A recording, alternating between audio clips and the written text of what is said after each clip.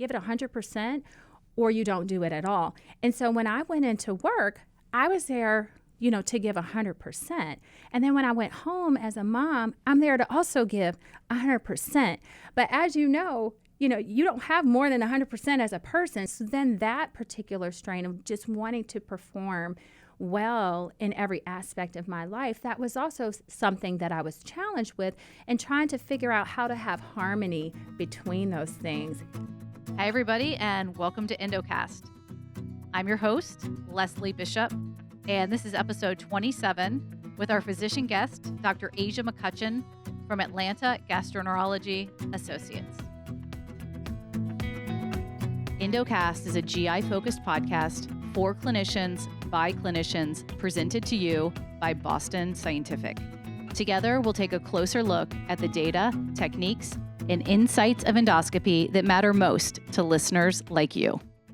Dr. McCutchen, welcome to Endocast. Thank you. Thank you for having me. Oh, I'm so excited. I'm glad to have you at DDW. I know you're just rushing over from your big talk in front of a bunch of people, so I'm eager to chat with you. Why don't you start, can we just hear your background and how you got into GI? Yeah, so I am a physician at Atlanta Gastro, which is a part of United Digestive, a very large, I think we're the third largest platform in the United States as far as PE-backed independent GI practices. Amazing. It's amazing.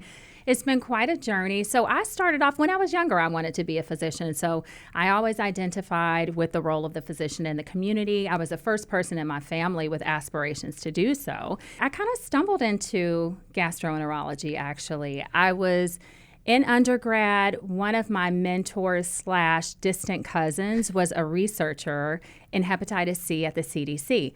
And I called her one day and I said, you know what, there's a pharmacy school right across the street. And actually, I don't want to be a doctor anymore because this is a much quicker pathway.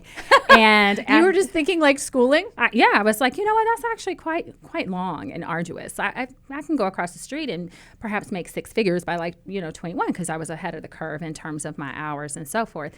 And so she yelled on the phone and she told me one thing. She said, for a doctor, there are no excuses. You're trying to take shortcuts. And I was like, hey, I'm not a doctor yet. She said, you're a doctor. Okay, you were born to be a doctor. So she invited me down to her hepatitis C support groups, which she ran down at Grady at the time. And I was introduced to two phenomenal GI doctors there. And it was a patient-centric support group where they very early on, now this was, I can't tell you how many years ago, focused on educating the patients on what to eat, and it was for hepatitis C, ran into Gary Richter and Dr. Luther Burse. And from there, it was history. I had an opportunity to get to know them. They would come in. They looked so happy with what they were doing. They would drive their nice cars up there. And I'm like, oh, they love their job. So fast forward, I had an opportunity to rotate with them and realize that GI was just this very dynamic field that allowed you to not only use your noodle cognitively, but to combine that with playing a video game and being able to save lives by way of these, remote devices that we were using at the time. I thought it was a beautiful combination. Okay, that is so fun. And I love that they were smiley. I was just having dinner with somebody who's a head of school at a big elite school where I'm from. And he says he does it when he goes to other schools, that he has a smile test to see how many people are smiling. So the GI doctors, they're happy. The video games make you happy, I'm sure. I mean, come on. I like that, though. I really like the notion of a smiley test because that is, your best barometer of how happy, you can be in a workplace is going to be how many people are walking around smiling. So I'm going to have to take note of that if I don't already. All right. I love it. Okay. So I know you're a big advocate for women in endoscopy. So I'd love to hear about that. Maybe what's kind of underlying for you on that. So, I would say that this whole women in GI and women in endoscopy, it started off being a personal matter, right? This was personal for me. And when I say that, I walked into a field that, when I went into it when I was young, I didn't realize that there were some gender differences that I would experience. But I will tell you one thing. I realized that patients were drawn to me as a woman. However, the system was not necessarily set up to handle that draw. From a resource allocation standpoint, what women tend to attract are those functional patients that suffer from irritable bowel syndrome, pelvic floor issues, and then the inflammatory bowel disease patients that really want somebody that's going to have a little bit of empathy for what they're experiencing. But what happened was, I will tell you, on day one, when I opened my door as a part of Atlanta Gastro in 2013, I had over 20 patients that day. On day one? On day one. And now that was preceded by 30 days of marketing. But from one medical assistant to the other, there is no sort of infrastructural accommodation for what's going to happen after that. In other words, every MA sort of has the same amount of time assigned to take care of phone calls, et cetera. So we had all of this volume to come in from day one, but the system was not structured so that they could handle all of the phone calls that would come after that. Oh, interesting. Yes. And so, what started off as a me problem where I was like, wait a minute, now we can't, my MAs are getting burnt out. Why don't we have somebody that's less busy to help the MA so we don't have, turnover and burnout and all of that? And there were a lot of phone calls. And I was like, wait a minute, I'm getting way more phone calls than my male counterparts. And so just looking at the administrative burden alone, not even talking about endoscopy yet, it became sort of this challenge for me because after hours, I was putting in a lot of extra work to try to field all of the phone calls that were coming in. And so fast forward then on the endoscopy piece, the knobs just from a structural and ergonomic standpoint are really not designed for a small hand. I've had to actually learn to use my wrist to navigate the scope rather than the knobs. I barely use the knobs, but it was an adaptation that I wasn't necessarily taught in fellowship. So it's like, hey, nobody even thought about this, right? It's like nobody thought that this design may not be applicable to, a classic, size of a woman's hand. And so, there are all of these sort of by default and not design adaptations that had to take place. I was doing notes on weekends and so forth. And so I was like, what, this is kind of, this is a little bit crazy. And as a servant leader, I think once you realize, at first things are kind of local, they're regional problems.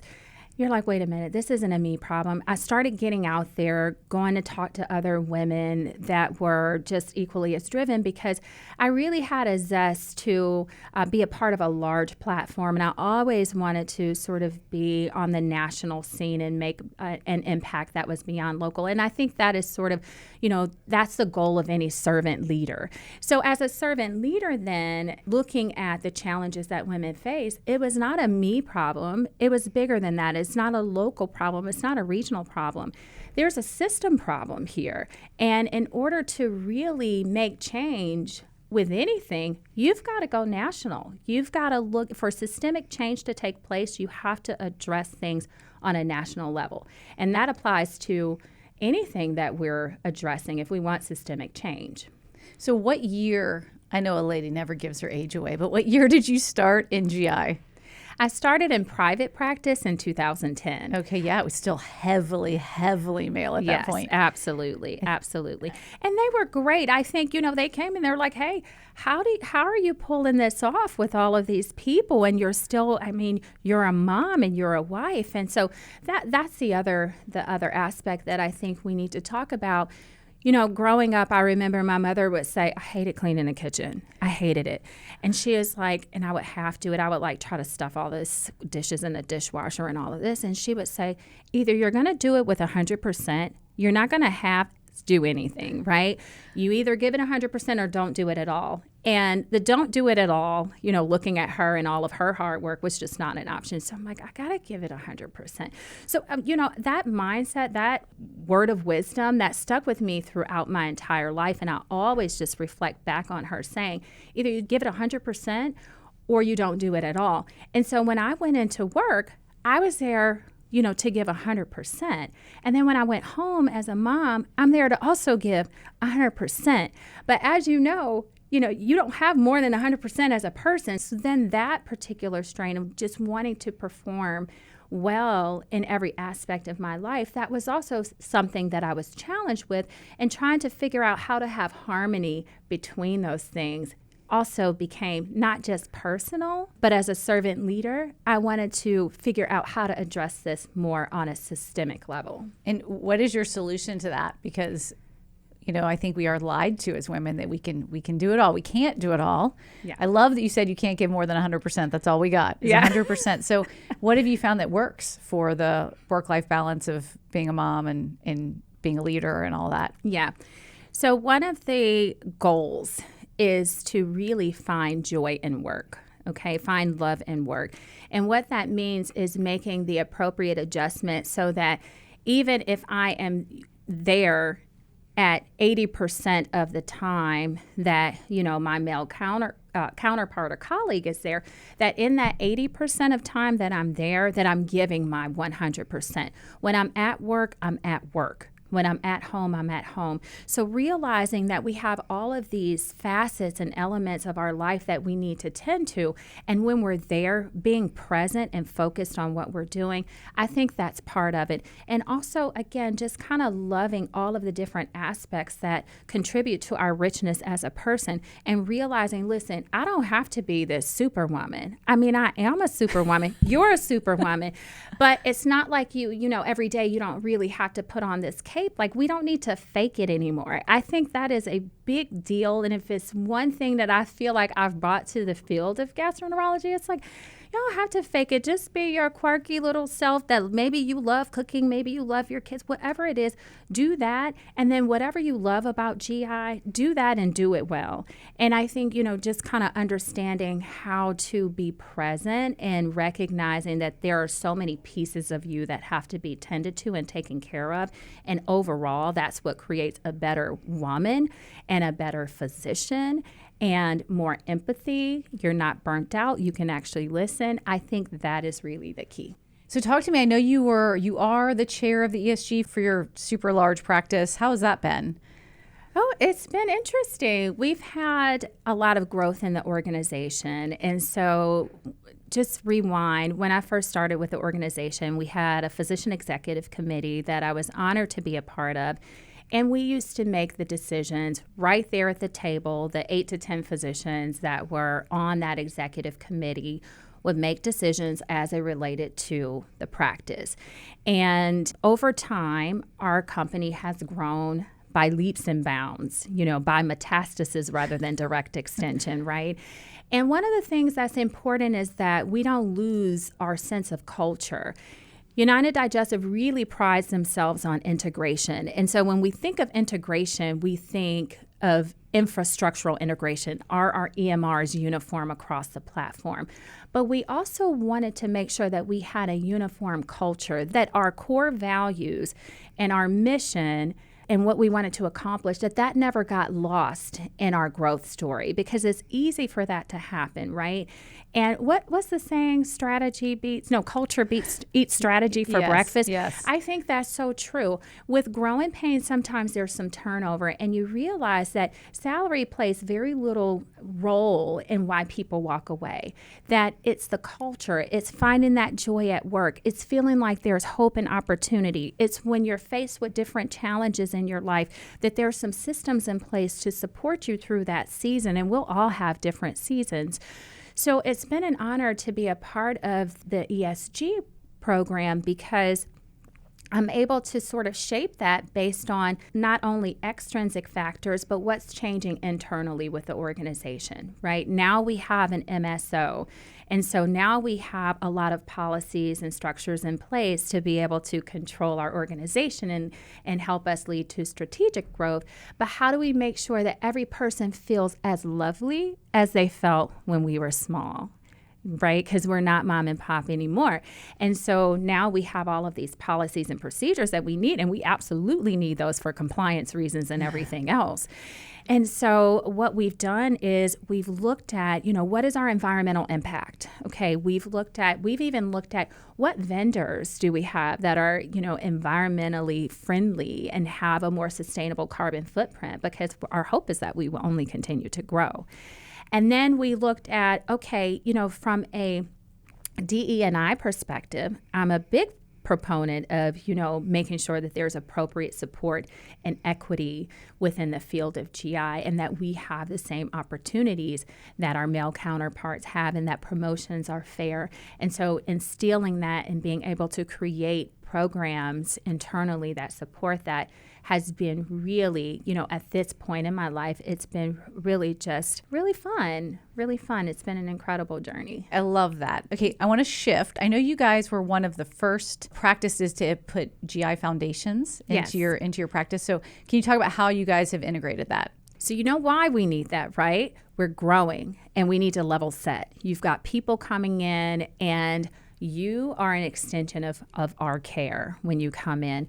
So, being able to provide a platform or a tool that allows those that are onboarding and those that have already onboarded to remain abreast of any changes that are taking place or new technologies, I think is essential. It's a core offering that's essential to the vitality of the business. The educational platform for anybody that's coming into our ASCs, it starts with the basics. What is a colon? What are the parts of the colon? Because, it's like, is that the ascending colon or is it ascending? Is that the duodenum or is it the duodenum? So all of those questions that they may have, those are answered on the platform. And then taking it a step further, we're caring for pretty complex patients, and you want everybody to be as versed as you, and maybe even say, hey, do you want to use this large forceps instead of the small forceps in this case? So, bringing everybody up to speed on how we can, competently and comprehensively take care of our patients has been a real blessing and a real lift as well. Because imagine onboarding at, a rapid speed, but having high quality people without such a, centralized platform, so that, at least they're exposed to, you want everybody to be exposed to the same thing. And we've done that across the platform, not just on the ASC side, but even internally. We've got some internal education programs. We have a program called GastroNet, where you'll get educational updates, any changes in clinical practice, evidence-based. But this is a tool that allows us to share best practices with everyone that's involved in endoscopy and procedures. And what's been the impact to patient care? Oh, it's been great. It's been great. In fact, when this was playing in the background, I'm like, dang, our nurses and our techs, they really seem to know what's going on. They know what's up. They know what's up. This is nice.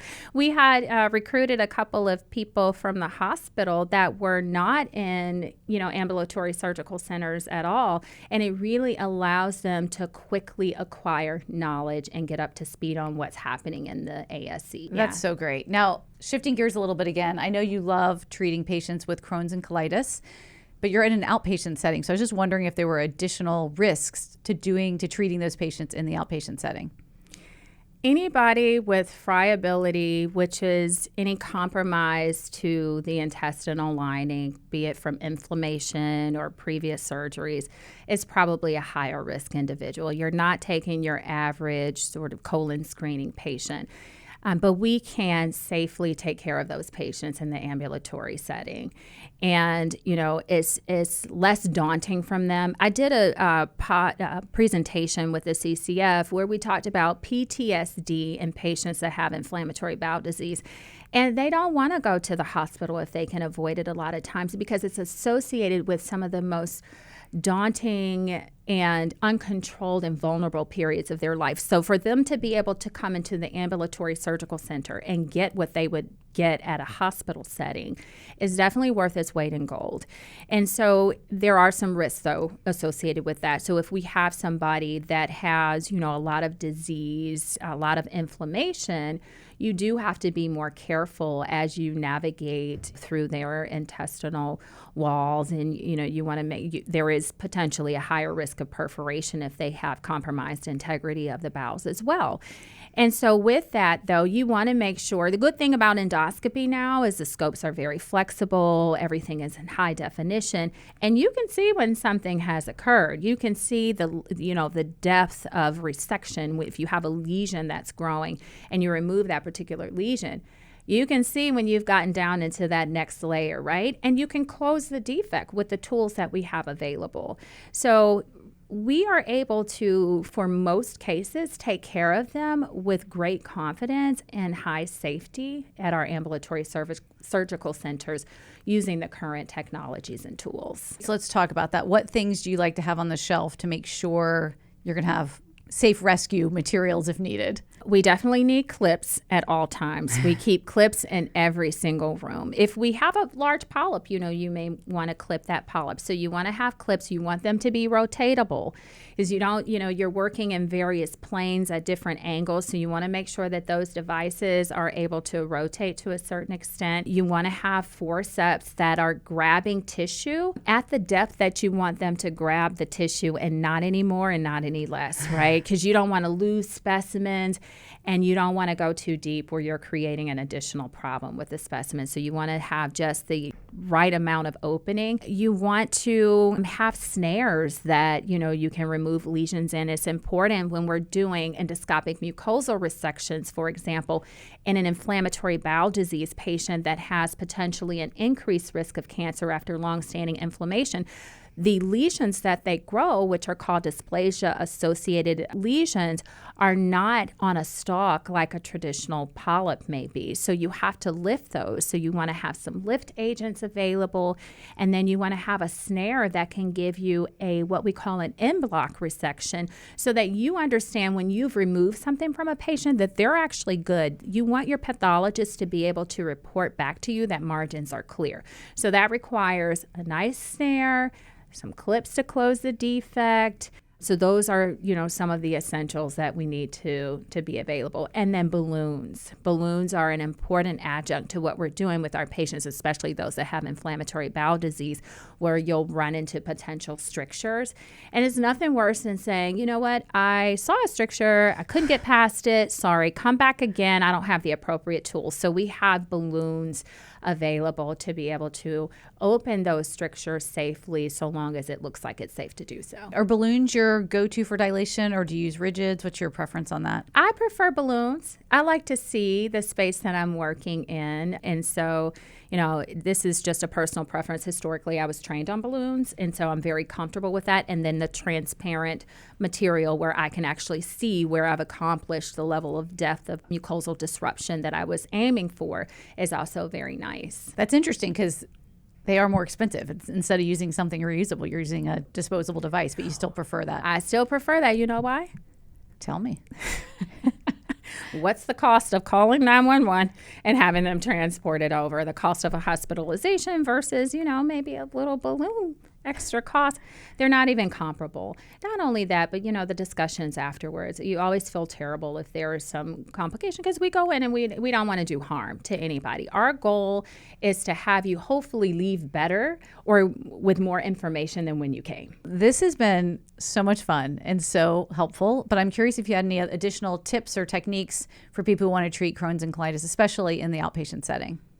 What I would tell you is develop a relationship and a rapport with your patient first and foremost.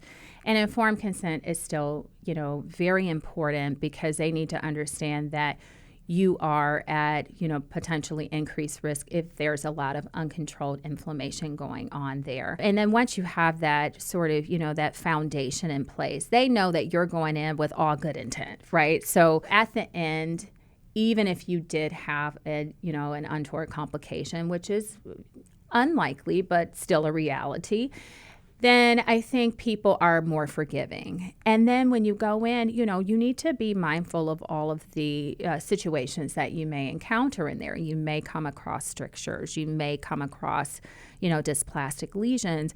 And are you equipped to be able to take care of them? Is your staff ready? When you start asking for, agents to lift and remove certain lesions, are they ready to accommodate that? Are they trained by way of an, centralized education platform? with the knowledge to give you the tools that you need? And can they even help you out and get ahead of the curve and start suggesting some materials that you may use? Your patients will appreciate that holistic approach to their care where all parties, what is the saying? A high tide lifts all boats. Yes. So if we go in with that understanding and with a good rapport, I think we're able to tackle whatever we come across from an endoscopic standpoint. This has been awesome. Thank you so much for coming on today. Yeah, thanks for having me. Thanks for listening to this episode of Endocast. Please subscribe to the podcast and follow Boston Scientific Endoscopy on our Twitter, YouTube, and LinkedIn feeds. You can also visit our virtual education platform, Educare. That's educare.bostonscientific.com and choose gastroenterology. The site features over 180 resources, including physician-led educational videos, lectures, case studies, device training videos, procedural tips, and techniques. Thanks for listening. Endocast listeners, an important disclaimer. These materials are intended to describe common clinical considerations and procedural steps for the use of reference technologies, but may not be appropriate for every case or patient. Decisions surrounding patient care depend on the physician's professional judgment in consideration of all available information for the individual case. Boston Scientific does not promote or encourage the use of its devices outside of their approved labeling. Case studies are not necessarily representative of clinical outcomes in all cases, as individual results may vary. Thank you.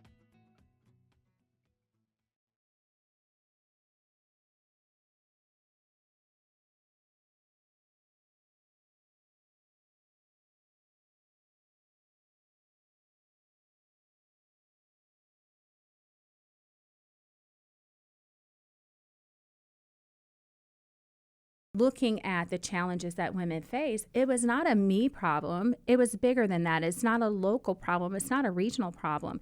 There's a system problem here.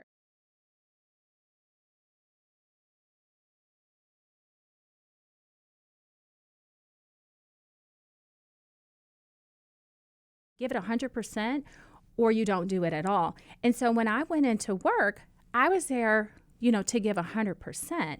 And then when I went home as a mom, I'm there to also give 100%.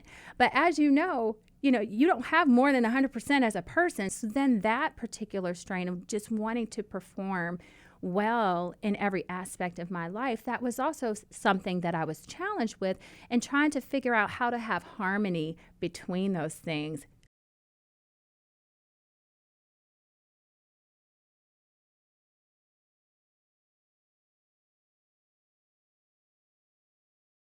When I'm at work, I'm at work. When I'm at home, I'm at home. So realizing that we have all of these facets and elements of our life that we need to tend to, and when we're there, being present and focused on what we're doing, I think that's part of it. And also, again, just kind of loving all of the different aspects that contribute to our richness as a person and realizing, listen, I don't have to be this superwoman. I mean, I am a superwoman. You're a superwoman. But it's not like every day you don't really have to put on this cape. Like, we don't need to fake it anymore.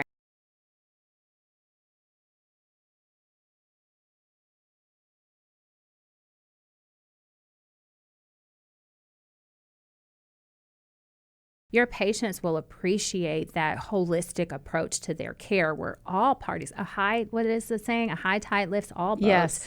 So if we go in with that understanding and with a good rapport, I think we're able to tackle whatever we come across from an endoscopic standpoint.